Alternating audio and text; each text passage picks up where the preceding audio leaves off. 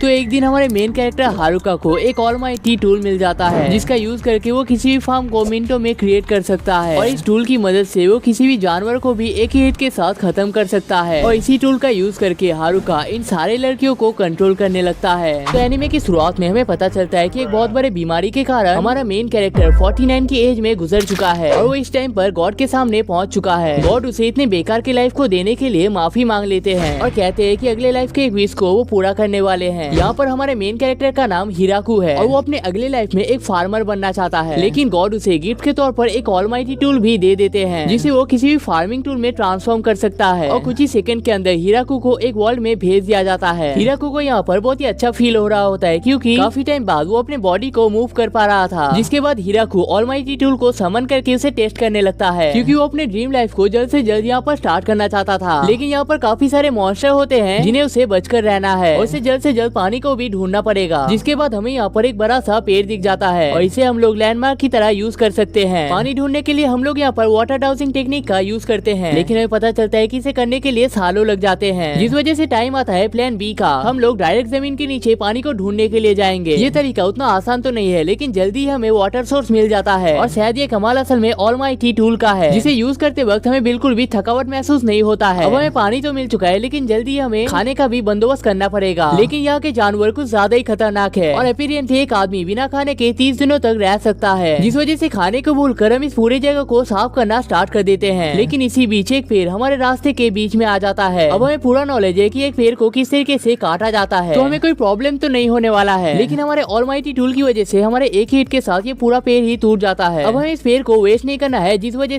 से जल्द हम इन्हें प्लैंक्स में बदल लेते हैं और बाद में हम इन्हें घर बनाने के लिए यूज कर सकते हैं। लेकिन हमारे पता चलने से पहले ही यहाँ पर रात हो जाती है। हमारे पास मैग्नीफाइंग ग्लास होता है, लेकिन सूरज ऑलरेडी डूब चुका है। लेकिन हम लोग रात के टाइम को भी वेस्ट नहीं कर सकते हैं, इसलिए हम लोग यहाँ पर कुछ घर के सामानों को बनाने लगते हैं। और हमने जितना सोचा था ये जगह उतना भी डार्क नहीं है, क्योंकि इस वॉल में दो मून्स है। अगले दिन हमारा मेन काम आसपास की जगह को साफ करना होता है, लेकिन उससे पहले हम लोग यहाँ पर आग लगा लेते हैं ताकि आज का रात हमें अंधेरे में बिताना ना पड़े। लेकिन तभी हमारे ऊपर एक मॉन्स्टर अटैक कर देता है और कोई रास्ता ना होने की वजह से हम उस मॉन्स्टर को एक ही हिट के साथ खत्म कर देते हैं। अब इस जानवर का मीट अच्छा तो नहीं होता है, लेकिन सर्वाइवल के टाइम पर टेस्ट मैटर नहीं करता है। अब हमें इस खाने को बाहर निकालने के लिए एक टॉयलेट की भी जरूरत होती है, जिसका स्ट्रक्चर कुछ इस तरीके का होने वाला है। लेकिन इस तरीके से खुले में टॉयलेट करना हमें अच्छा नहीं लगता है, जिस वजह से थोड़ा और मेहनत करके हम इसे चारों तरफ से घेर देते हैं। हम लोग यहाँ पर जानवरों के खाने के ऊपर डिपेंडेंट नहीं रह सकते हैं, जिस वजह से हमें यहाँ पर अलग अलग वेजिटेबल्स के फार्मिंग को स्टार्ट करना पड़ेगा और इसके लिए एक खेत की जरूरत होती है। तो बिना टाइम वेस्ट किए हम लोग इस काम को स्टार्ट कर देते हैं। लेकिन तभी हमें रियलाइज होता है कि वेजिटेबल्स को प्लांट करने के लिए हमारे पास सीड्स ही नहीं है और सीड्स के बगैर हमारे गार्डनिंग का सपना ही रह जाएगा। और इसका एक और मतलब है कि हमारा पूरा दिन यहाँ पर वेस्ट हो चुका है। लेकिन अगले दिन हम देखते हैं कि यहाँ पर काफी सारे वेजिटेबल्स उगना स्टार्ट हो चुका है और ये कमाल शायद हमारे ऑलमाइटी टूल का है। लेकिन हमें इस जगह को बाहर के जानवरों से भी प्रोटेक्ट करना है, जिसके लिए हमें एक इस तरीके का स्ट्रक्चर चाहिए होगा। हमें बाहर की तरफ एक गड्ढा खोदना है और अंदर की तरफ कुछ इस तरीके से फेंसेस को लगाना है और इस तरीके से हम इस पूरी जगह को कवर कर लेते हैं। और हमें इन पौधों को भी खराब नहीं होने देना है, तो हमें इन पर डेली पानी देना पड़ेगा। हमें कुछ कार्टोग्राफी के टेक्निक्स भी आते हैं, जिन्हें यूज करके हम यहाँ पर एक घर भी बना लेते हैं। डेफिनेटली इसका डिजाइन अच्छा नहीं है, लेकिन बाद में हमारे पास एक बहुत ही आलीशान घर होने वाला है। लेकिन अगले दिन हारुका को कुछ डॉग्स दिख जाते हैं, जिन्हें शायद हमारे मदद का जरूरत था। हम उन्हें अपने घर में एंटर करने का मौका देते हैं और थोड़ी देर पहले हमने एक बोरान को भी मारा था और इन डॉग्स को बोरान का मीट बहुत ही पसंद आता है। उनमें से एक फीमेल डॉग भी होती है जो कि बहुत ही मोटी लग रही होती है, जिसका मतलब आपको पता चल गया होगा। लेकिन अचानक से उस फीमेल डॉग को यहाँ पर पेन होने लगता है। हमें इनके बारे में ज्यादा कुछ पता नहीं है, जिस वजह से हम इन्हें अपने घर में रख देते हैं। लेकिन उन्हें प्राइवेसी देने के लिए हम अपने पुराने घर में रहने के लिए पहुँच जाते हैं और उनके घर के बाहर हमने कैंप फायर को भी जला दिया है ताकि उन्हें प्रॉब्लम ना हो सके। अगले दिन हमें पता चलता है कि हमारे फैमिली में 4 और नए मेंबर जुड़ चुके हैं और अगर आपको भी हमारे फैमिली का हिस्सा बनना है तो नीचे सब्सक्राइब के बटन को दबा देना है। अब ये पपेट्स बहुत ही क्यूट होते हैं, जिस वजह से मैंने अपने लिए एक नए घर को बना लिया है, क्योंकि मैं अपने पुराने घर को अब और यूज नहीं कर सकता। हमें इससे पहले पता नहीं था कि डॉग वेजिटेबल्स भी खाते हैं, लेकिन इनकी वजह से हमें फार्मिंग करने का एक और रीजन मिल जाता है। ये डॉग्स हमारे खेत को प्रोटेक्ट भी करते हैं, जिस वजह से हमें फार्मिंग करने में और भी आसानी होती है। जिसके बाद हम इस लड़के का नाम कुरो और इस लड़की का नाम यूकी रख देते हैं। अब हमें यहाँ पर एक लड़की को दिखाया जाता है जो कि फॉरेस्ट ऑफ डेथ में जाने वाली है, लेकिन वो फॉरेस्ट आम आदमियों के लिए बहुत ही खतरनाक है। लेकिन ये वही फॉरेस्ट होता है जहाँ पर हारुका इस टाइम पे रह रहा है। अब हमें यहाँ पर गॉड को दिखाया जाता है और वो अपने गलती के लिए यहाँ पर माफी मांग रहा होता है, क्योंकि उन्होंने गलती से हिराकू को फॉरेस्ट फॉरेस्ट ऑफ डेथ में भेज दिया है, जहाँ पर काफी सारे खतरनाक मॉन्स्टर्स रहते हैं। लेकिन दूसरी तरफ हारुका ने यहाँ पर गॉड्स के स्टैचू को बनाया है, गॉड्स को शुक्रिया अदा करने के लिए। हम देखते हैं कि यहाँ पर काफी सारे अलग अलग वेजिटेबल्स उग चुके हैं, लेकिन ये वही वेजिटेबल्स होते हैं जिन्हें हमने फार्मिंग करते वक्त सोचा था, जिसका मतलब है कि हम लोग जिस भी वेजिटेबल के बारे में सोचने लगते हैं वही यहाँ पर उगने लगता है। जिसके बाद हम लोग यहाँ पर बीन्स के बारे में सोचते हुए फार्मिंग स्टार्ट कर देते हैं और यहाँ पर बीन्स का पेड़ ही उगने लगता है। लेकिन ऑलमाइटी टूल्स की वजह से ये पौधे 10 गुना ज्यादा तेजी से उगने लगते हैं, जिसके बाद हम लोग बाहर कुछ अलग पेड़ों को लगाने का कोशिश करते हैं, लेकिन इन पौधों को बड़ा होने में सालों लग जाते हैं, जिस वजह से हमें यहाँ पर नॉर्मल खाना ही खाना पड़ता है। लेकिन अगर हमारे पास सॉल्ट होता तो ये खाना और भी बेटर हो सकता था। तभी हम देखते हैं कि हमारे पास जो डॉग है उनके सिर पर हॉर्न भी उगने लगते हैं और इन डॉग्स को हमारे साथ खेलने में बहुत ही मजा आता है और इन डॉग्स की वजह से ही मुझे घर से बहुत दूर जाने का मौका मिलता है। जिसके बाद फाइनली हमें एक रिवर मिल जाता है। ये जगह घर से बहुत ही दूर है, जिस वजह से हम लोग यहाँ पर एक टॉयलेट भी बना देते हैं, लेकिन अभी भी इस पानी को हमारे घर तक ले जाने के लिए एक बहुत बड़ा टनल बनाना पड़ेगा। लेकिन उससे पहले यहाँ पर सर्दियाँ स्टार्ट हो जाती है, जिसका मतलब है कि हमें सर्दियों के लिए खाने को जल्द से जल्द स्टोर करना पड़ेगा। सर्दियों के लिए हमने यहाँ पर रैबिट के स्किन को पहनकर देखा है, लेकिन इसका स्मेल बहुत ही बेकार होता है। जिसके बाद कुरो यहाँ पर अपने दोस्त को लेकर आता है, जिसे क्लोथिंग का काम बहुत ही अच्छे तरीके से आता है। जिसके बाद हम इसका नाम ज़ाबूटान रख देते हैं और कुछ पोटैटोस के बदले में ये हमें काफी सारे कपड़ों को बना कर देता है, जो विंटर में हमारे बहुत ही काम में आने वाला है। लेकिन इसके अलावा भी और भी कई सारे सामान होते हैं जो कि हमारे डेकोरेशन में बहुत ही काम में आने वाला है। लेकिन अब हारुका को यहाँ पर बहुत ही लोनली फील होने लगता है और सोचता है कि काश उसके पास एक पार्टनर होता सर्दियों को बिताने के लिए। अब सर्दियों के बीत जाने के बाद हमें पता चलता है कि ज़ाबूटान के काफी सारे बच्चे हो चुके हैं और सारे डॉग्स भी बहुत ही बड़े हो चुके हैं। जिसके बाद वो सारे डॉग्स इस घर को छोड़कर जाने लगते हैं और हारुका को लगता है कि बस नहीं आने वाले हैं। लेकिन थोड़ी दिनों बाद ये सारे डॉग्स अपने पार्टनर्स के साथ यहाँ पर पहुँच जाते हैं और देख के ऐसा लगता है कि एक डॉग ने तो बीच में फाइट भी किया था। लेकिन तभी ज़ाबूटान अलार्म को बजाने लगता है, जिसका मतलब है कि उनके पास कोई खतरा आ चुका है। लेकिन यहाँ पर जाने के बाद हमें पता चलता है कि ये असल में एक लड़की है। अब हिराकू उसकी मदद करने के लिए जाता है, लेकिन तभी वो लड़की अपने असली फॉर्म में पहुँच जाती है और हिराकू को यहाँ पर काट लेती है। लेकिन तभी हमारे सारे डॉग्स उस लड़की को काटने लगते हैं। अब वो लड़की बताती है कि वो असल में एक वैम्पायर है और वो इस जंगल में अपना रास्ता खो चुकी है। उसे अपने आप को हील करने के लिए हारुका के ब्लड का जरूरत था, इसलिए उसने उसे काटा था। जिसके बाद हिराकू उसे अपने ब्लड को खाने के लिए देता है और इसे खाने के बाद वो लड़की अपने असली फॉर्म में पहुंच जाती है। जिसके बाद वो दोनों इस फार्म में घूमने लगते हैं और उस लड़की को हमारे फार्म के वेजिटेबल्स बहुत ही पसंद आते हैं। अब हिराकू को भी यहाँ पर बहुत ही अच्छा फील हो रहा होता है, क्योंकि इतने टाइम बाद उसे फाइनली किसी के साथ बात करने का मौका मिल रहा है। अब रात हो जाती है और हमें पता चलता है कि इस लड़की का नाम लूसी है। लेकिन इस एक्सप्लेनेशन के दौरान मैं इसे सिर्फ लूसी कहूंगा। तभी लूसी हारुका से पूछता है कि क्या वो अपने रिसर्च को कंटिन्यू करने के लिए यहाँ पर थोड़े दिनों तक रह सकता है, क्योंकि यहाँ पर कई सारे ऐसे पौधे होते हैं जिन्हें उसने अपनी लाइफ में पहले कभी भी नहीं देखा था। लेकिन हारुका उसे एक अलग प्रपोजल देता है और वो लूसी को हमेशा के लिए यहाँ पर उसके साथ रहने के लिए रिक्वेस्ट करता है। लेकिन ये प्रपोजल इतना सडन होता है कि वो लड़की यहाँ पर घबरा जाती है। तभी हारुका बताता है कि उसे उसके वैम्पायर होने से कोई भी प्रॉब्लम नहीं है, उसे बस यहाँ पर रहने के लिए एक पार्टनर की जरूरत है। तभी हारुका समझ आता है कि लूसी ने उसके बातों का गलत मतलब निकाल लिया है। लेकिन हारुका इस मौके को हाथ से नहीं जाने देता है और लूसी को अपना पार्टनर बना लेता है। अब अगले दिन लूसी बहुत ही छोटी हो जाती है और बताती है कि पिछले रात के काम की वजह से उसका बहुत ही स्टेमिना जा चुका है। तभी हारुका उसे बताता है कि वो उसके गांव का सबसे पहला मेंबर है। तभी लूसी कहती है कि क्या ये एक विलेज है। हारुका कहता है कि ये अभी उतना बड़ा नहीं हुआ है, लेकिन फ्यूचर में वो उसे एक विलेज बनाना चाहता है। अब लूसी के यहाँ पर होने की वजह से हारुका को बहुत ही फायदा होता है, जैसे कि लूसी यहाँ पर काफी सारे हर्ब्स को प्लांट करती है, जिससे एक तरीके का चाय बनता है। और लूसी के साथ खाना खाते वक्त उसे पता चलता है कि गड्ढा खोदते वक्त एक लेयर होता है और इसी लेयर को पिघलाकर सॉल्ट बनाया जाता है। लेकिन ये चीज हमें पहले से पता नहीं होता है और लूसी अपने पावर्स का यूज करके घर को उजाला भी कर सकती है। अब लूसी और हारुका यहाँ पर रेस्ट कर रहे होते हैं, लेकिन तभी ज़ाबूटान बेल को बजाने लगता है और हारुका को यहाँ पर डेजावू होने लगता है। और हमें इस बार भी पता चलता है कि यहाँ पर एक लड़की फंस चुकी है, जिसे देखने के बाद लूसी यहाँ पर से भागने लगती है। फिर वो लड़की अपने पावर्स का यूज करके अपने आप को क्लीन कर लेती है और लूसी को देखकर उसे डांटने लगती है, जिस वजह से सारे डॉग्स फिर से उसके ऊपर अटैक कर देते हैं। और वो सब लोग हारुका के घर में पहुंच जाते हैं और इस लड़की का नाम टिया है और वो असल में एक एंजल है जो कि नॉर्मल लोगों से ज्यादा पावरफुल होते हैं। और वो यहाँ पर लूसी को ढूंढने के लिए आई है, क्योंकि उसने एक राजा के महल को तबाह कर दिया है और इस टाइम पर लूसी के ऊपर लाखों रुपए का बाउंटी लगा हुआ है। लेकिन लूसी कहती है कि वो यहाँ पर बहुत ही बदल चुकी है और ये जो लड़का बैठा हुआ है ये असल में उसका हस्बैंड है, जिसे बोलते वक्त लूसी यहाँ पर बहुत ही शर्माने लगती है और टिया को अपने साथ रहने के लिए कहती है। लेकिन टिया कहती है कि यहाँ के डॉग्स बहुत ही खतरनाक है और वो उनके साथ तो नहीं रह सकती है। और लूसी भी इस चीज से एग्री कर लेती है, क्योंकि उसके साथ भी पास्ट में ऐसा ही कुछ हुआ था। अब लूसी टिया को सारे प्लांट्स को दिखाने लगती है जो कि बहुत ही सुंदर होते हैं। लेकिन ज़ाबूटान को देखने के बाद टिया यहाँ पर बेहोश हो जाती है, जिसके बाद हारुका उन्हें वेजिटेबल्स को काटना सिखाता है और गोभी पर थोड़ा सा सॉल्ट मिलाकर उन्हें खाने के लिए देता है। उन्हें पता नहीं था कि ग्रीन वेजिटेबल्स इतने स्वादिष्ट होते हैं। जिसके बाद रात में लूसी टिया को यहाँ पर रहने के लिए मना लेती है। जिसके बाद वो तीनों मिलकर यहाँ पर अपने टाइम्स को स्पेंड करने लगते हैं। लेकिन एक दिन टिया कहती है कि उसे यहाँ के स्ट्रॉबेरीज बहुत ही पसंद आ चुके हैं और वो इससे भी ज्यादा स्ट्रॉबेरीज उगाना चाहता है। लेकिन हारुका बताते हैं कि इससे ज्यादा स्ट्रॉबेरीज को हार्वेस्ट करने के लिए उन्हें और भी लोगों की जरूरत है। तभी हारुका नोटिस करता है कि उनके डॉग्स की क्वांटिटी पहले से बहुत ज्यादा बढ़ चुकी है और उन्हें रखने के लिए उन्हें एक नए जगह की जरूरत है। जिसके बाद हारुका उन्हें एक नया जगह बनाकर देता है। तभी हम देखते हैं कि ज़ाबूटान के और भी नए बच्चे हो चुके हैं और पुराने बच्चे इस जगह को छोड़कर जाने लगते हैं। और टिया भी कहती है कि उसे कुछ अर्जेंट काम आ चुका है, इसलिए उसे इस जगह को छोड़कर जाना पड़ेगा। लेकिन थोड़े दिनों बाद ही वो अपने साथ कई सारी लड़कियों को लेकर यहाँ पर वापस आ जाती है और ये सारी लड़कियाँ हारुका के विलेज में रहना चाहती है। और इन लड़कियों का असल में एक डार्क पास्ट भी है। ये लोग असल में जिस गाँव में रहा करते थे वो गाँव इस टाइम पर तबाह हो चुका है। अब हारुका कहता है कि उनके यहाँ पर रहने से उसे कोई भी प्रॉब्लम नहीं है, लेकिन उनके रहने के लिए हमें एक नया घर बनाना पड़ेगा। लेकिन तभी लूसी उन्हें हमारे डॉग से मिला देती है, जिन्हें देखने के बाद वो सब लोग बेहोश हो जाते हैं। और ज़ाबूटान को देखने के बाद भी उन लोगों का हालत सेम ही होता है। और हाँ, ये सब लोग असल में एल्फ्स है जो कि जंगलों में रहा करते हैं। अब सब लोग मिलकर घर बनाना स्टार्ट कर देते हैं और हारुका को यहाँ पर ज्यादा काम करना नहीं पड़ता है, क्योंकि ये लड़कियाँ कार्टोग्राफी के काम में बहुत ही माहिर होती है और बहुत ही जल्द ये लोग अपने घर को बना लेते हैं। और इस घर का स्ट्रक्चर कुछ इस तरीके का है जिसे देखकर हारुका जलने लगता है और कहता है कि वो बाद में इससे भी ज्यादा अच्छा घर बनाने वाला है। अब इनका काम तो बहुत ही अच्छा होता है, लेकिन हमें पता चलता है कि इन्हें गार्लिक्स खाना बहुत ही पसंद है। अब हारुका एक एल्फ से कहता है कि मैंने जैसा सोचा था तुम लोग वैसे बिल्कुल भी नहीं हो। मुझे लगता था कि एल्फ्स को जंगलों में रहना और बेरीज खाना बहुत ही पसंद होता है और रात होने के बाद वो लोग सो जाते हैं, लेकिन तुम लोग तो ऐसा बिल्कुल भी नहीं हो। लेकिन एल्फ कहती है कि ऐसा तो कुछ भी नहीं है और कहती है कि यहाँ पर रहने के बदले में वो लोग यहाँ के माइनिंग और ब्लैक स्मिथिंग का काम करने वाले हैं। और हम देखते हैं कि उन्हें ब्लैक स्मिथिंग का काम भी बहुत ही अच्छे तरीके से आता है और ये चीज हमारे लिए बहुत ही फायदेमंद भी है। अगले दिन एल्फ बताते हैं कि उनके पास बहुत ही हाई क्वालिटी का ईस्ट है जिसका यूज करके वो लोग ब्रेड्स को बना सकते हैं। हारुका को इस चीज से कोई भी प्रॉब्लम नहीं होता है और ये ब्रेड्स खाने में भी बहुत ही अच्छे होते हैं और बाकी लोगों को भी ये चीज बहुत ही पसंद आता है। हारुका यहाँ पर कुछ सोच रहा होता है और लूसी से कहता है कि वो लोग इस टाइम पे जिस जगह पे रह रहे हैं क्या इस जगह का कोई और मालिक है। लूसी बताती है कि इस जगह का मालिक एक डीमन लॉर्ड है, जिसे सुनने के बाद हारुका बहुत ही शॉक हो जाता है। लेकिन लूसी कहती है कि अगर इस जगह को तुमने अकेले ही साफ किया है तो इस जगह के मालिक अब तुम बन चुके हो। अब यहाँ पर रात हो जाती है और वो सारी लड़कियां मिलकर यहाँ पर बात करने लगते हैं कि हारुका बहुत ही अजीब है, क्योंकि उसे इस वर्ल्ड के बारे में ज्यादा कुछ पता ही नहीं है और ये जगह भी कितना अजीब है और उन्हें पता नहीं था कि जंगलों के बीच में भी इस तरीके से फार्मिंग किया जा सकता है। लेकिन वो सब लोग खुश होते हैं कि फाइनली उन्हें रहने के लिए एक अच्छा जगह तो मिल रहा है और यहाँ का मालिक भी बहुत ही अच्छा है। अब आप लोगों को याद होगा कि बहुत टाइम पहले ही हमने पानी को ढूंढ लिया था और उसे हमारे घर तक लाने का डिसीजन भी ले लिया था। तो क्योंकि अब हमारे पास वर्कर्स भी आ चुके हैं तो हम लोग इस काम को अब स्टार्ट कर सकते हैं। हमने एक गड्ढे को बना दिया है जहाँ पर हमारा पानी आके स्टोर होने वाला है और अब हमें इसके पाथ को भी बनाना पड़ेगा। इस काम के लिए स्टोन सबसे बेस्ट ऑप्शन होता है, लेकिन हमारे पास उतना स्टोन नहीं है। अब इस बड़े से गड्ढे को खोदने की वजह से यहाँ पर ढेर सारा डर्ट कलेक्ट हो चुका है, तो हम लोग इसे पाथ को बनाने के लिए यूज कर सकते हैं। हम लोग डर्ट की जगह वुड को भी यूज कर सकते थे, लेकिन उसके लीक होने के चांसेस बहुत ही ज्यादा होते हैं। अब हम सब लोग मिलकर इस पाथ को बनाना स्टार्ट कर देते हैं और हमारे इस काम में एल्फ ने हमारी बहुत ज्यादा मदद भी की है और उनकी मदद की वजह से हमने जितना सोचा था ये काम उससे भी ज्यादा तेजी से हो जाता है। अब इस काम के दौरान एक फिश हमारे ऊपर अटैक कर देता है, जिस वजह से अगले ही पल वो हमारा खाना बन जाता है। अब इस खाने को देखकर एल्फ थोड़े से घबरा रहे होते हैं और लूसी और टिया ने इस खाने को पहले कभी भी नहीं खाया था, लेकिन मुझे खाता देख वो लोग भी इस चीज को एक बार ट्राई करते हैं और सबको ये खाना बहुत ही ज्यादा टेस्टी लगता है। अब अगले दिन जब हम लोग यहाँ पर काम कर रहे होते हैं तभी ज़ाबूटान अपने साथ एक बी को लेकर आता है। एक्चुअली में ये क्वीन बी है और बाकी बी इससे बहुत ही छोटे होते हैं, जिसके बाद हम इन बीज के लिए भी यहाँ पर एक घर को बना देते हैं। इसी काम के दौरान टिया हमारे साथ मुलाकात करने के लिए आती है, लेकिन इन बीज को देखकर वो तेजी से भाग जाती है। लेकिन हम इस बीज की मदद से बाद में हनी को भी कलेक्ट कर सकते हैं। अब हमारे पास वाटर सोर्स तो आ चुका है, जिसका मतलब है कि हम फाइनली वीट की खेती कर सकते हैं, लेकिन इसके लिए थोड़ा सा अलग टाइप का फार्म का जरूरत होता है, जिस वजह से हम जल्द से जल्द इस काम को स्टार्ट कर लेते हैं। जिसके बाद हम इस पूरे खेत को पानी से भर देते हैं और वीट के लिए ये बहुत ही इम्पोर्टेंट होता है। अब इसके अगले पार्ट के लिए हमें एल्फ की भी हेल्प की जरूरत है। पहले तो ये एल्फ थोड़े से नखरे कर रहे होते हैं, लेकिन जल्द ही इन्हें भी इस काम को करने में बहुत ही मजा आने लगता है और ज़ाबूटान यहाँ पर वॉचमैन का काम कर रहा होता है और हमने जितना सोचा था ये फार्म उससे भी कई गुना ज्यादा सुंदर होता है। अब बारी आती है इन सारी चीजों को हार्वेस्ट करने का और एल्फ ये काम बहुत ही तेजी के साथ कर देते हैं। अब हारुका यहाँ पर सोचने लगता है कि वो इन सारी चीजों को हमेशा टीवी में ही देखा करता था और हमेशा उसे ऐसे ही कामों को करने का मन करता था, लेकिन आज फाइनली उसे इन सारे कामों को करने का मौका मिल रहा है। अब हमें यहाँ पर पर थोड़ा सा स्पीड रन करना पड़ेगा। जल्दी हम इसे हार्वेस्ट कर देते हैं और अच्छे से पीसने लगते हैं और पेसल की मदद से इन्हें क्लीन करने के बाद फाइनली हमारा राइस यहाँ पर तैयार हो चुका है। अब फाइनली टाइम आता है इन्हें कुक करने का, जिसके बाद हम इसका मजा ले सकते हैं। लूसी यहाँ पर आग जलाने में हमारी मदद करती है और सारे एल्फ मिलकर सोच रहे होते हैं कि पता नहीं आज उन्हें कौन सा स्पेशल खाना खाने को मिलने वाला है। अब हमारा राइस तो तैयार हो चुका है, लेकिन इनका राइस बॉल बनाने के बाद इनका मजा 2 गुना हो जाएगा। लेकिन लूसी और टिया सोच रहे होते हैं कि इतना मेहनत करने के बाद क्या ये खाना वर्थ इट हो पाएगा। अब एल्फ को ये खाना बहुत ही पसंद आता है। तभी लूसी देखती है कि हारुका ने इसके अंदर फिश को भी डाला हुआ है, जिस वजह से इसका टेस्ट और भी अच्छा लग रहा है। अपने आप को साफ करने के लिए पानी का यूज नहीं करते हैं। अगले दिन खेती बाड़ी करने के बाद हमें पता चलता है कि वो लोग मैजिक टेक्निक का यूज करके अपने आप को साफ कर लेते हैं, लेकिन हिरुका मैजिक का यूज नहीं कर सकता है, जिस वजह से वो यहाँ पर बहुत ही जलने लगता है और डिसाइड करता है कि वो यहाँ पर एक बाथ को बनाएगा। अब इसका स्ट्रक्चर कुछ इस तरीके का होने वाला है। यहाँ पर पानी गर्म होने वाला है और इस टब में पानी को होल्ड किया जाएगा और यहाँ पर हम अपने शरीर को साफ कर सकते हैं। अब हम लोग पुराने पाइपलाइन का यूज करके यहाँ पर भी पानी ला सकते हैं और इस चिमनी को हमने मड और हैमर की मदद से बनाया है। हमने यहाँ पर कुछ टूल्स को भी सजा कर रखा है ताकि इससे थोड़ा रियलिस्टिक फीलिंग आ सके। और हमारा फेवरेट पार्ट जहाँ पर हम सब लोग मिलकर नहाने वाले हैं और इससे हिराकू बिना मैजिक टेक्निक का यूज किए भी अपने आप को साफ कर पाएगा। लेकिन प्रॉब्लम ये आता है कि अगर पानी को डायरेक्टली नदी में फेंक दिया जाएगा तो वो नदी गंदा हो जाएगा, जिस वजह से हम लोग यहाँ पर स्लाइम्स का यूज करने लगते हैं और ये स्लाइम किसी भी गंदे चीज को आसानी से खा लेते हैं। इन स्लाइम्स को यहाँ पर टिया ने लाया है, लेकिन हारुका को पहले लगता था कि ये स्लाइम्स बहुत ही खतरनाक है और ये सारे स्लाइम्स एक टाइम पर इंसानों के ऊपर राज करने वाले हैं, लेकिन ऐसा कुछ भी नहीं है। अब रात हो जाती है और हिरुका सबको समझा रहा होता है कि किस तरीके के बात को यूज किया जाता है, लेकिन सब लोग यहाँ पर बहुत ही कंफ्यूज लग रहे होते हैं। तभी सब लोग कहते हैं कि उन्हें यहाँ पर एक डेमो देखना है, तो वो सब लोग अच्छे से समझ जाएंगे। हीरा को एक टॉवल को पहनकर अपने आप को अच्छे तरीके से साफ कर लेता है और बात में उतरने के साथ ही वो यहाँ पर पूरी तरीके से रिलैक्स हो जाता है और सोचता है कि कितने टाइम बाद उसे बात करने का मौका मिल रहा है। लेकिन तभी सारी लड़कियां भी इस बात में आने लगते हैं और कहते हैं कि ये बात तो सच में बहुत ही अच्छा है। अब हीराकू यहाँ पर थोड़ा सा एम्बैरेस हो जाता है और कहता है कि शायद मुझे अपने लिए एक अलग तरीके का बात बना लेना चाहिए था, लेकिन लड़कियां कहती है कि तुम इतना मतलबी क्यों हो, हमें हमेशा चीजों को शेयर करना चाहिए। अब अगले दिन वुड कलेक्ट करते वक्त हीराकू नोटिस करता है कि यहाँ पर काफी सारे मशरूम उग चुके हैं, लेकिन मशरूम के ऊपर सारी लड़कियों का ओपिनियन अलग अलग टाइप का होता है। कोई कहते हैं कि ये जहरीले होते हैं, कोई कहते हैं कि इन्हें खाना नहीं चाहिए और कोई कहते हैं कि ये तो बहुत ही स्वादिष्ट होते हैं। लेकिन हीराकू को पर्सनली मशरूम खाना बहुत ही पसंद होता है, जिस वजह से वो यहाँ पर और भी कई सारे मशरूम को उगने के लिए देता है। अब अगले दिन हमें पता चलता है कि हमारे पास और भी काफी सारे एल्फ्स रहने के लिए आ चुके हैं। वो एल्फ्स कहते हैं कि उनके पास रहने के लिए कोई भी जगह नहीं है और आज से करीब 200 साल पहले एक अटैक हुआ था, जिसके बाद से वो सब लोग ऐसे ही जंगल में घूम रहे हैं। अब हारुका उन्हें रहने का परमिशन तो दे देता है, लेकिन उन्हें रहने के लिए एक और नए घर की जरूरत है। लेकिन अब हमें यहाँ पर कुरो के पर्सपेक्टिव को दिखाया जाता है। कुरो कहता है कि पहले वो बहुत ही ज्यादा स्ट्रॉन्ग हुआ करता था और जंगल में ऐसा कोई भी जानवर नहीं था जो उसे हरा सके। लेकिन एक दिन उसकी मुलाकात यूकी से होती है और यूकी बहुत ही आसानी के साथ उसे हरा देती है, जिसके बाद वो दोनों ही अपने सफर को एक साथ स्टार्ट करते हैं। जंगल में काफी सारे जानवरों के पास अपने खुद के बच्चे भी होते हैं, तो वो दोनों सोचते हैं कि उनके पास भी बच्चे होने जरूरी है। लेकिन एक दिन उनकी मुलाकात ग्रैपलर बेयर से होती है और उनके एक अटैक के साथ ही उन दोनों के सिर के सींग टूट जाते हैं। अब इस अटैक के बाद वो दोनों ही बहुत ही कमजोर हो जाते हैं, जिस वजह से वो दोनों शिकार भी नहीं कर पाते हैं। उन्होंने इससे पहले लोगों को बहुत ही बुरी हालत में ही देखा था, लेकिन वो लोग इस चीज को देखकर शॉक हो जाते हैं कि जंगलों के बीचे बीच भी कोई आदमी रहता है। लेकिन इस टाइम पर उनकी हालत इतनी बुरी हो चुकी है कि ये आदमी भी उन्हें हरा सकता है। लेकिन हारुका उन्हें अपने घर में आने का मौका देता है और उन्हें बोरान का मीट भी खाने के लिए देता है। लेकिन वो दोनों इस चीज को देखकर शॉक होते हैं, क्योंकि इस जैसा कमजोर लड़का एक बोरान को कैसे हरा सकता है, जबकि उनके पास भी बोरान के साथ पंगा लेने का हिम्मत नहीं है। अब धीरे धीरे उनके बच्चे भी बड़े होने लगते हैं और हारुका उन सब का नामकरण भी कर देता है। हारुका का खाना बहुत ही लाजवाब होता है, जिसके बाद कुरो उसे ही अपना मास्टर बना लेता है। तभी कुरो कहता है कि शायद मेरे मास्टर को पता भी नहीं है कि मुझे इन्फर्नो वुल्फ कहा जाता है और हम लोग इस जंगल के सबसे खतरनाक जानवरों में से एक है। हमारी टीम में जाबुटान और बाद में काफी सारी लड़कियां भी ज्वाइन कर लेते हैं। लेकिन अच्छी बात यह है कि मास्टर आज भी मुझे उतना ही प्यार करते हैं जितना पहले किया करते थे। सब लोग एक साथ रहने के लिए एक बड़े घर को बनाने वाले हैं, जिस वजह से हम लोग यहाँ पर घर बनाने के काम को स्टार्ट कर देते हैं। हम लोग यहाँ पर एक बड़े से गड्ढे को खोदने लगते हैं, जहाँ पर हमारा स्टोर रूम होने वाला है। लेकिन एल्फ कहती है कि इतने में हमारा काम नहीं हो पाएगा, तुम्हें इस गड्ढे को और भी बड़ा बनाना है। लेकिन आखिरी में ये घर बहुत ही बड़ा और आलीशान होता है, जिसके बाद लूसी कहती है कि इस घर को मैंने और टिया ने मिलकर डिजाइन किया है, तो इसे आलीशान तो होना ही था। अब इस घर में घुसने के साथ ही वो सब लोग मेन हॉल में पहुंच जाते हैं और इसके साइड में डाइनिंग रूम को बनाया गया है, जहाँ पर सब लोग एक साथ मिलकर बैठकर खाना खा सकते हैं। और इसके ऑपोजिट में ही हारुका के रूम को बनाया गया है, और एक ऐसा रूम जहाँ पर दो लोग अपने स्पेशल काम को कर सकते हैं। और इस रूम को देखकर लूसी कहती है कि फाइनली अब उसे वो काम करने को मिलेगा जो वो हमेशा से करना चाहती है। दूसरी तरफ हमारा बेसमेंट भी रेडी हो चुका है, जहाँ पर हम कई सारी चीजों को रख सकते हैं। और हमने घर के सामने कुरो और यूकी के स्टैचू को भी लगा दिया है, क्योंकि वो हमारे गाँव के सबसे पहले मेंबर हैं। अगले दिन लूसी कहती है कि आज उन्हें कुछ स्पेशल खाने का मन कर रहा है, जिसके बाद हारुका कहता है कि आज वो करी नाम के एक स्पेशल डिश को बनाने वाला है। लेकिन हारुका यहाँ पर थोड़ा सा घबरा रहा होता है, क्योंकि इसे बनाना बहुत ही टफ होता है। अब हम लोग गार्डन में पहुँच जाते हैं, जहाँ पर हारुका ने कई सारे अलग अलग मसालों के पेड़ों को लगाया हुआ है। ये है सिलेंट्रो, जिसका स्मेल बहुत ही अच्छा होता है, लेकिन पता नहीं मेरे डॉग को इससे बहुत ही डर लगता है। और ये है टर्मरिक, जिसे फूड के कलर को बनाने के लिए यूज किया जाता है। लेकिन इससे पहले इस मसाले को अच्छे तरीके से सुखाया जाता है, और ये काम लूसी को दिया जाता है। लेकिन लूसी के सुखाने का तरीका थोड़ा सा कैजुअल है। लेकिन इसके अलावा भी यहाँ पर काफी सारे स्पाइसेस को यूज किया जाता है, लेकिन हम लोग उसके डिटेल में नहीं जा सकते हैं। लेकिन अब बारी आती है खाना बनाने का, और इस काम में एल्स मेरी मदद करने वाली है, क्योंकि टिया और लूसी को कोई अर्जेंट काम आ चुका है। अब उनके बगैर ही हारुका अच्छे तरीके से काम तो कर रहा होता है, लेकिन उसे ऐसा लग रहा होता है कि कोई तो एक इम्पोर्टेंट चीज है जो वो भूल रहा है। तभी उसे याद आता है कि करी के चक्कर में वो तो नान बनाना ही भूल चुका है। लेकिन तभी यहाँ पर लूसी और टिया भी पहुँच जाते हैं, और वो दोनों देखते हैं कि सारे एल्फ्स और डॉग मिलकर हारुका के काम को मन लगा कर देख रहे हैं। अब हारुका यहाँ पर नान को बनाने का काम स्टार्ट कर देता है, और बहुत ही जल्दी इस काम को फिनिश भी कर देता है। अब रात में सब लोग खाना खाने के लिए पहुँच जाते हैं, और सभी को ये खाना बहुत ही पसंद आता है। और टिया तो कहती है कि मुझे ऐसा लगता है कि मुझे हारुका के हाथ के खाने का एडिक्शन लग चुका है। अब जल्दी सर्दियाँ स्टार्ट होने वाली है, जिस वजह से हमें अपना प्रिपरेशन स्टार्ट कर देना पड़ेगा। एक बॉक्स में वेजिटेबल्स को रख के उसे कपड़े से कवर करके उसे अच्छे तरीके से स्नो में ढक देना है, और इस टेक्निक से खाना बहुत टाइम तक फ्रेश रहता है। हमने यहाँ पर ढेर सारे वुड्स को भी कलेक्ट कर दिया है, ताकि आग लगाने के लिए हमें बाहर न जाना पड़े। ठंडी के टाइम पर हमारे डॉग्स भी बाहर शिकार करने के लिए नहीं जा सकते हैं, जिस वजह से हम मीट पर काफी सारे स्मोक लगाने लगते हैं। इससे ये मीट बहुत टाइम तक रह सकता है। दूसरी तरफ ज़ाबूटान सर्दियों में हाइबरनेशन के लिए चला जाता है, और इसलिए हमने उससे पहले उससे काफी सारे ब्लैंकेट्स को मंगा लिया है, और इसके बदले में हमने उसे काफी सारे पोटैटोस भी दे दिए हैं। तभी हारुका नोटिस करता है कि लूसी अपने मैजिक पावर को बहुत ही अच्छे तरीके से यूज कर सकती है। अब हारुका रात में लूसी से पूछता है कि तुम लोग मैजिक टेक्निक को किस तरीके से यूज कर सकते हो। मैंने भी इसे करने का कोशिश किया है, लेकिन मुझसे होता ही नहीं है। लूसी कहती है कि ये उनके लिए कोई भी बड़ी बात नहीं है, लेकिन हारुका कभी भी मैजिक टेक्निक को यूज नहीं कर सकता है, क्योंकि वो असल में एक इंसान है, और इंसान मैजिक टेक्निक्स को यूज नहीं कर सकते हैं। तभी हारुका कहता है कि मैं कितना बेकार हूँ, मुझे फार्मिंग और खाना बनाने के अलावा और कुछ भी नहीं आता है। लेकिन लूसी कहती है कि ऐसा तो कुछ भी नहीं है, तुम इकलौते ऐसे आदमी हो जिसने फॉरेस्ट ऑफ डेथ में रहने का हिम्मत दिखाया है। अब थोड़ी टाइम बाद ही सर्दियाँ यहाँ पर स्टार्ट हो जाती है, जिस वजह से हारुका सोचता है कि वो लोग घर में बैठकर तो बोर हो जाएंगे, इसलिए उन्हें बोर्ड गेम को ट्राई करना चाहिए। वो सब लोग रिवर सी को खेलेंगे, जहाँ पर ब्लैक और व्हाइट कलर के पीसेस होते हैं, और इस गेम में अगर दो कलर के बीच में कोई तीसरा कलर आ जाता है तो वो भी दूसरे कलर के बराबर हो जाता है, और गेम के एंड होने के वक्त जिसका कलर सबसे ज्यादा होता है वही जीत जाता है। अब टिया और लूसी एक दूसरे को इस गेम के लिए चैलेंज कर देते हैं, और थोड़ी टाइम बाद ही लूसी इस गेम को हारने वाली होती है, जिसके बाद वो इस पूरे बोर्ड को ही उछाल देती है। लेकिन इसका कोई भी फायदा नहीं होता है, क्योंकि टिया अपने पावर्स का यूज करके इन सारे पीसेस को अपने असली जगह पर ला देती है। दूसरे रूम में हम देखते हैं कि डॉग्स भी यहाँ पर चेस खेल रहे होते हैं, और हारुका इस चीज को देखकर शौक होता है कि उन्हें भी इस गेम के रूल बहुत ही अच्छे तरीके से समझ में आ चुके हैं। अब बोर्ड गेम को खेलकर वो लोग बहुत ही ज्यादा बोर हो जाते हैं, जिस वजह से हारुका यहाँ पर एक मिनी बॉलिंग का सेटअप बना देता है। अब पता नहीं इस गेम में क्या ही मजा आता है, लेकिन सब लोग इस गेम को बहुत ही ज्यादा एंजॉय कर रहे होते हैं। अब इसी तरीके से एक साथ खाना खाते हुए और गेम खेलते हुए पूरी सर्दियाँ बीत जाती है, जिसके बाद फाइनली हम अपने घर से निकल पाते हैं। लेकिन हमें पता नहीं था कि इतना बड़ा सरप्राइज हमारे लिए वेट कर रहा है। हमारे गाँव के बाहर एक बहुत बड़ा ड्रैगन अटैक करने के लिए पहुँच चुका है। अब वो ड्रैगन फायरवॉल की मदद से हमारे गाँव के ऊपर अटैक करने लगते हैं, लेकिन लूसी और टिया अपने पावर का यूज करके हमें बचा लेते हैं। हारुका सोचता है कि उसने कितनी मेहनत करके इस गांव को बनाया है, और वो इस ड्रैगन को उसके गांव को तबाह नहीं करने देगा। तभी हारुका यहाँ पर एक स्फीयर को समन कर लेता है, और बिना किसी देरी के उससे उस ड्रैगन के ऊपर अटैक कर देता है। लेकिन तभी वो यहाँ पर दूसरा अटैक भी कर देता है, जो कि बहुत ही शानदार होता है, और इसी के साथ वो ड्रैगन यहाँ पर खत्म हो जाता है। जिसके बाद हारुका की टीम उस ड्रैगन को देखने के लिए पहुँच जाते हैं, और हारुका कहते हैं कि इतने बड़े जंगल होने के बावजूद ये ड्रैगन हमारे ऊपर ही अटैक करने के लिए क्यों आया है? क्या इस ड्रैगन को हमारे ऊपर किसी ने अटैक करने के लिए भेजा है? लेकिन लूसी कहती है कि ऐसा नहीं हो सकता है, क्योंकि ड्रैगन्स को कंट्रोल करना बहुत ही मुश्किल होता है। ये जरूर कोई जंगली ड्रैगन है जो रास्ता भटकने की वजह से हमारे गांव में पहुंच चुका है। तभी हारुका कहता है कि मुझे तो यहाँ पर बहुत ही भूख लग रही है, तो क्या हम लोग इस ड्रैगन को खा सकते हैं? अब हमें हमारे पड़ोसी गाँव के सीन को दिखाया जाता है, जहाँ पर एक ड्रैगन इंसान से बात कर रहा होता है, और वो इंसान कहता है कि तुम्हें ये गलती नहीं करनी चाहिए। उस उसने उस ड्रैगन को बहुत ही आसानी से हरा दिया है और अगर तुम भी जाओगे तो वो तुम्हें भी आसानी से मार देंगे। अब हमें पड़ोस के एक और गाँव को दिखाया जाता है जहाँ के जनरल का नाम बेजल है। उसके साथ यहाँ पर और भी 2 पार्टनर्स होते हैं और वो अपने पार्टनर से कहता है कि वहाँ के राजा ने हमारे ड्रैगन को एक हिट के साथ खत्म कर दिया है और वो जरूर हमारे किंगडम को भी खत्म कर देंगे। दूसरी तरफ हिराकू उस ड्रैगन के मीट को यूज करके अलग अलग टाइप के खाने को बना लिया है और सभी को ये खाना बहुत ही ज्यादा पसंद आ रहा होता है। तभी टिया कहती है कि हारुका ने जिस अटैक का यूज किया है क्या हमारे सील भी उस अटैक को रोक सकते हैं, लेकिन लूसी कहती है कि उस अटैक के सामने हमारा सील किसी काम का नहीं है। अब हिराकू ने यहाँ पर काफी सारे अलग अलग टाइप के खाने को तो ट्राई कर लिया है लेकिन अभी भी ऐसा कुछ बाकी है जो उसने ट्राई नहीं किया है, जिस वजह से वो ग्रेप्स का यूज करके यहाँ पर वाइन बनाने का डिसीजन लेता है। इस वर्ल्ड के लोगों को वाइन का मतलब बहुत ही पहले से पता होता है, जिसके बाद वो सब लोग मिलकर ढेर सारे ग्रेप्स को कलेक्ट कर लेते हैं। जिसके बाद हारुका ने यहाँ पर एक मशीन को बना दिया है और इस लड़कियों को इस मशीन के ऊपर चढ़ के बस चलना होगा। लेकिन थोड़ी देर ट्राई करने के बाद ही वो सब लोग यहाँ पर गिरने लगते हैं, जिसके बाद वो सब लोग मिलकर डिसाइड करते हैं कि वो लोग यहाँ पर गाना गाने वाले हैं और नाचने वाले हैं। और वो गाना यहाँ पर कुछ इस तरीके का होता है।